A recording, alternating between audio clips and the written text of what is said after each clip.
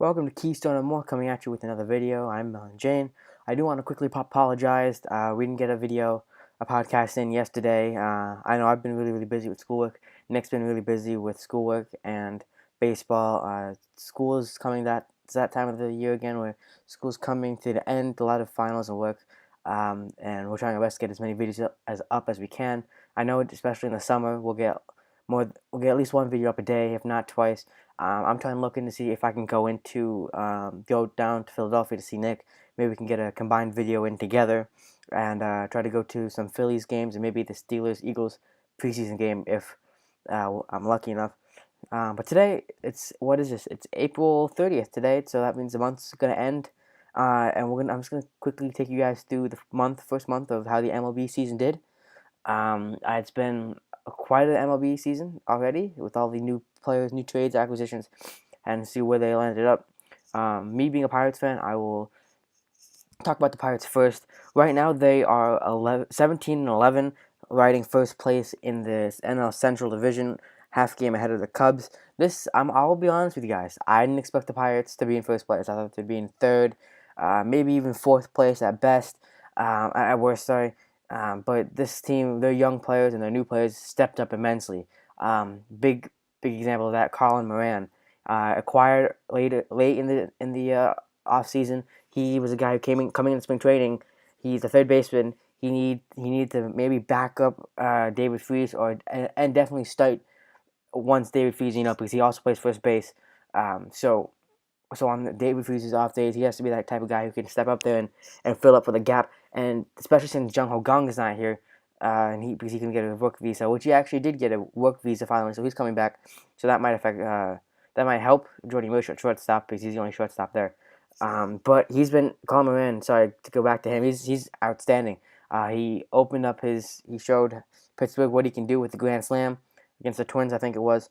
But this team has been he has been helping this team so much, batting in the 5-6 spot, playing that third base. I don't think he has made an error yet, but he's been outstanding.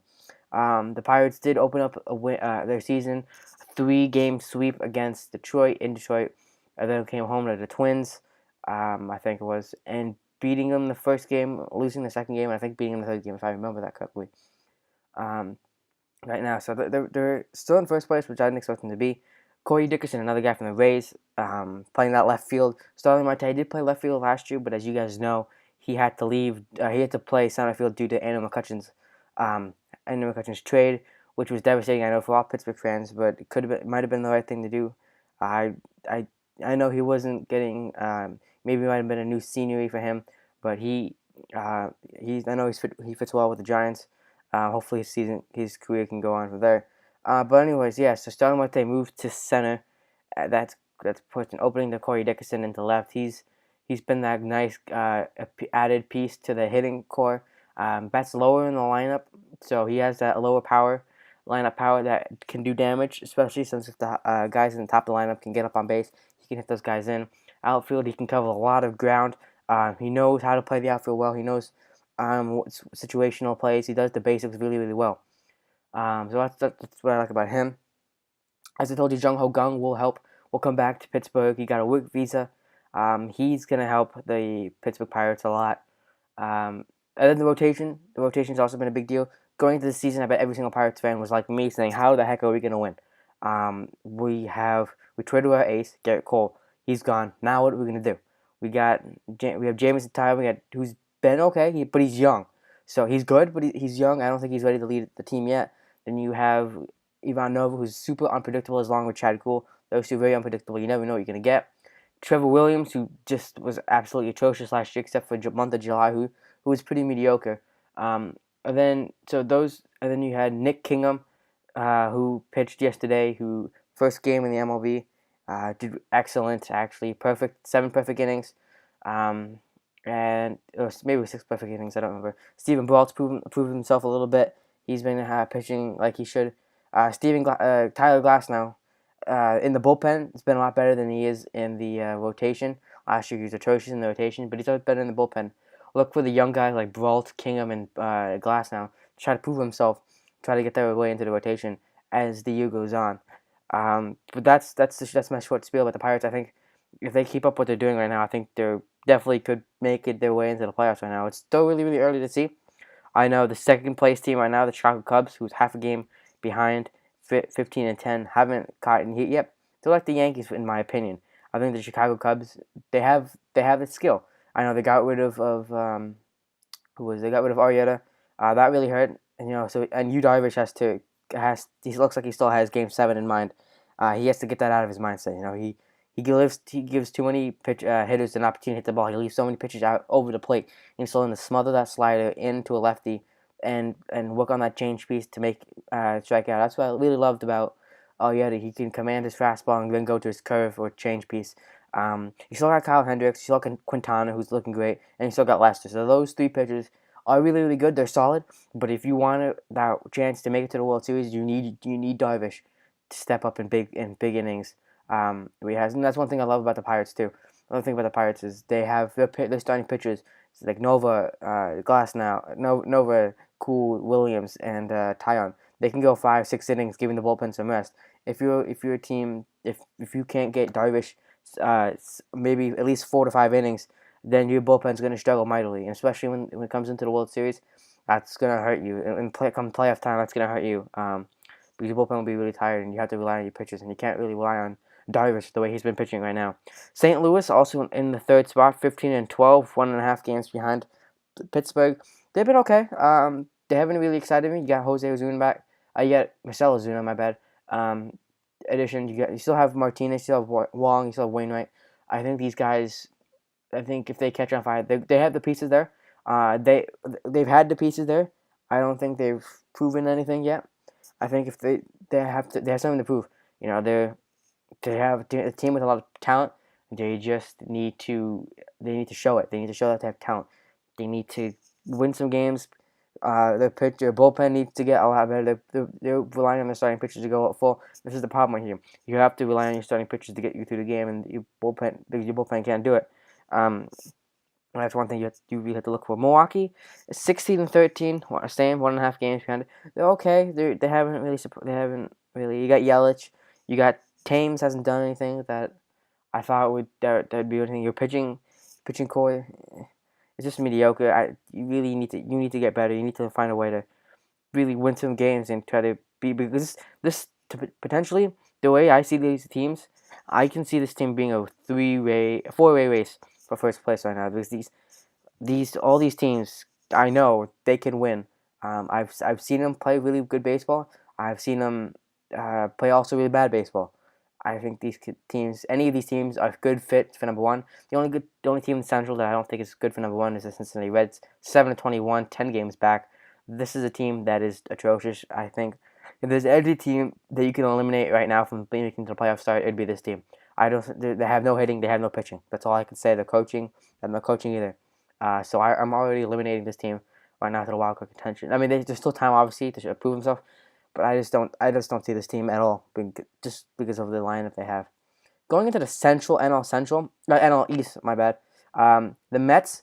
I said this in an earlier video. I think the Mets can be good. They can be filthy. They have arguably one of the best rotations in the MLB with DeGrom, Harvey, Syndergaard, and Matz. But their issue is injuries. You get injured, you're screwed. I think if you stay healthy, this could be a very dangerous team to watch, and this team can go far into the playoffs as long as you stay healthy. I know David Wright's trying to get back into playing. Frazier is trying to hit the ball. You got I think you got Gonzalez. So you got power. You do have power hitters. You definitely have the rotation.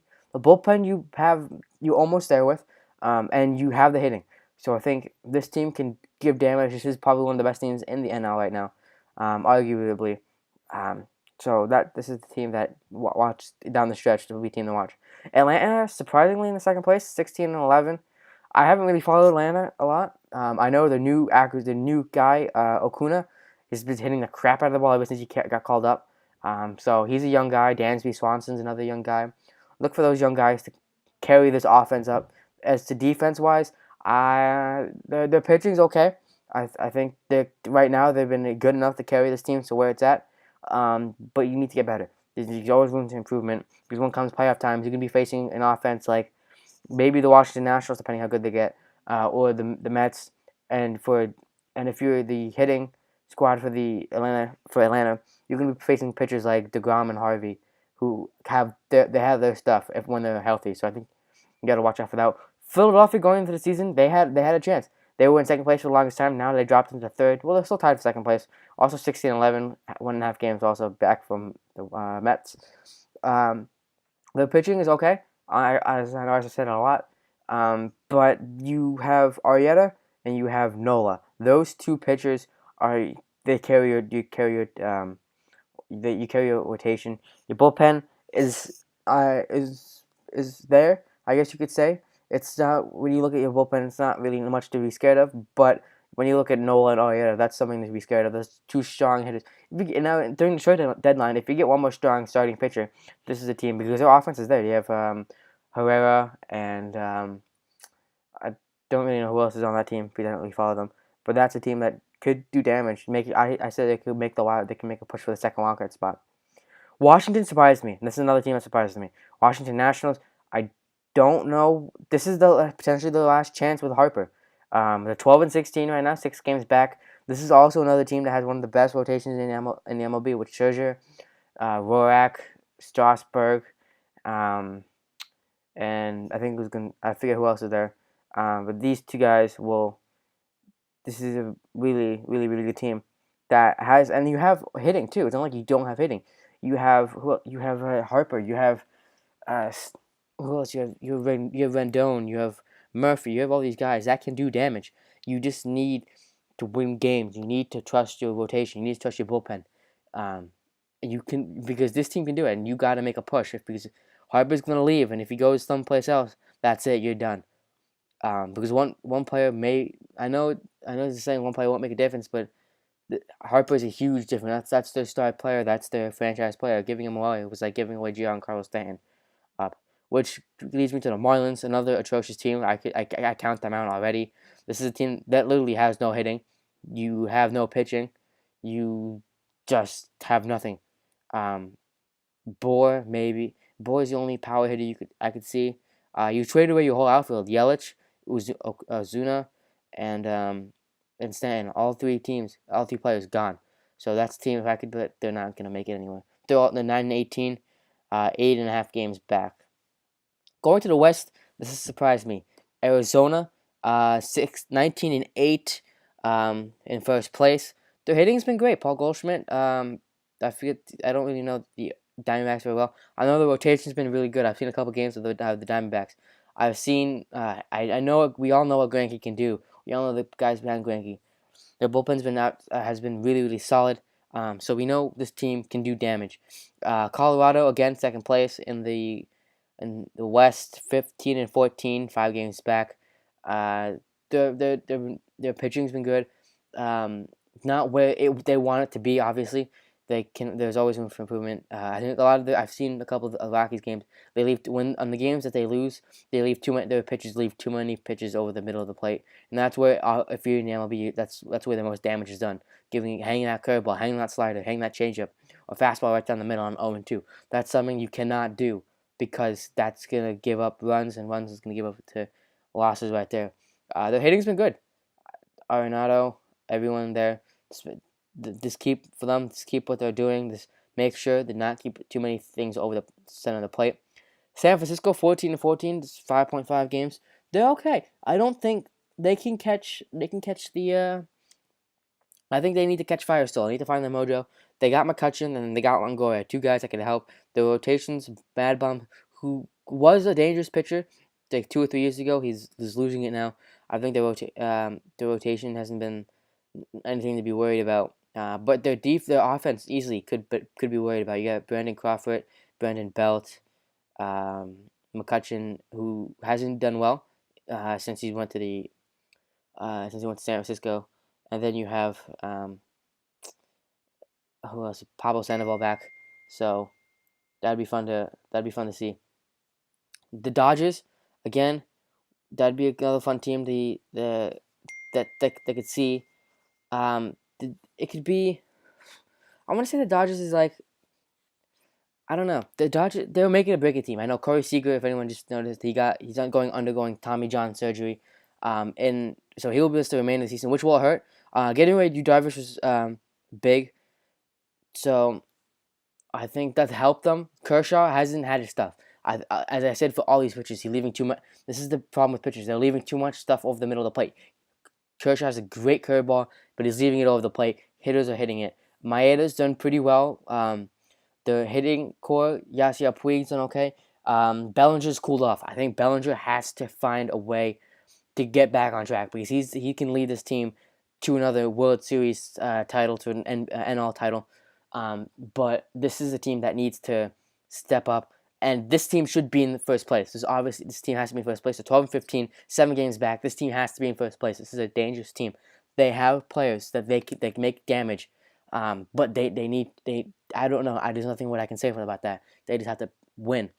And the Padres 10 and 19, 10 games is generous. 10 games back. Again, another team I'm adding to the list. Won't do anything. You don't have to listen. I don't know anything about the Padres because I don't really follow them. All I know is this is a team that, when you think of the Padres, you don't think of anyone good. They have no one good. They traded away all their good players. This is a team that won't do any damage this year, but maybe in the offseason if they acquired someone, they might make a push, but that's stretching it already.